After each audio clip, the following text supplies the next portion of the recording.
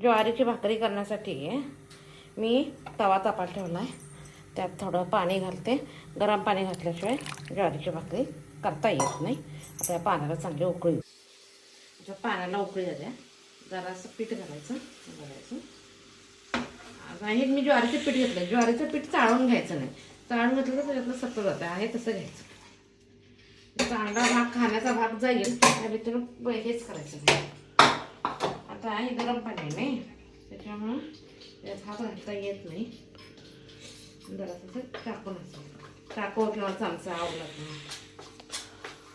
आपल्याकडे काय आवडलं नाही.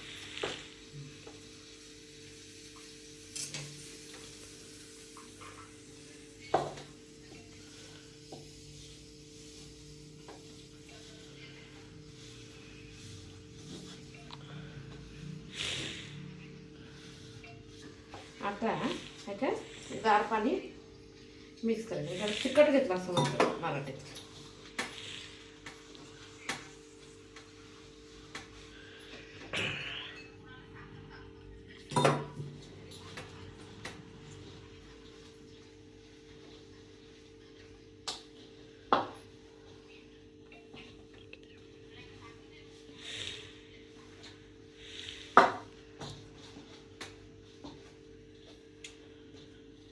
तर मग अजून थोडं पीठ पाहिजेल आहे.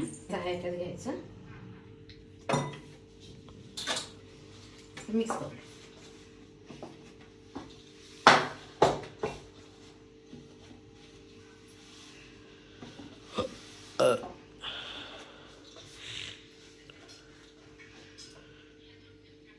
जेवढं पीठ चांगलं मिळेल तेवढे बाकी चांगलं.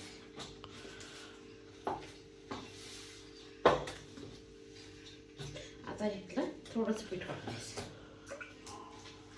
आणि परत ते मळून घ्यायचं.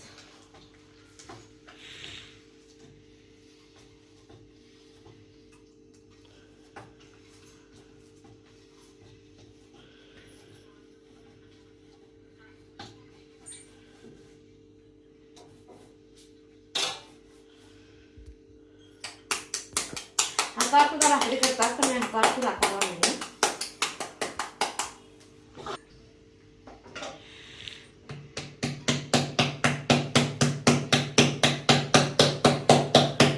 पीठ करेक्ट मळला गेला असता तर भाकरी कंटिन्यूच करत असतात. पिठात जर काय प्रॉब्लेम असला भाकरी करत.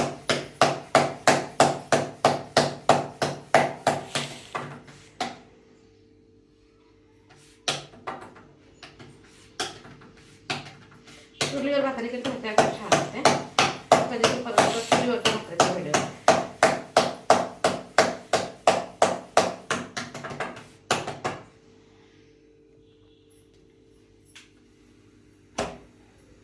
आता काय करायचं ह्या साईडला पाणी घालायचं.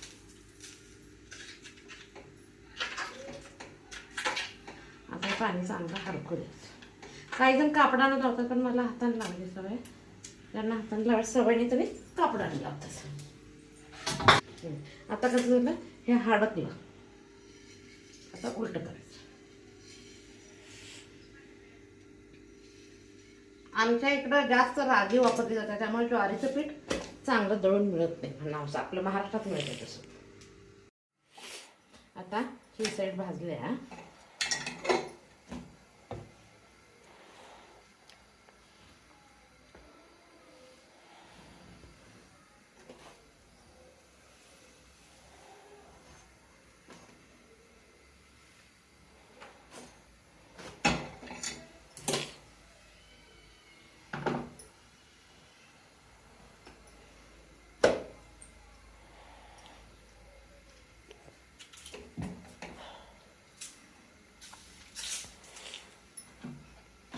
अशा प्रकारे ज्वारीची भाकरी खाण्यासाठी तयार. अशी मऊ व्यवस्थित होते.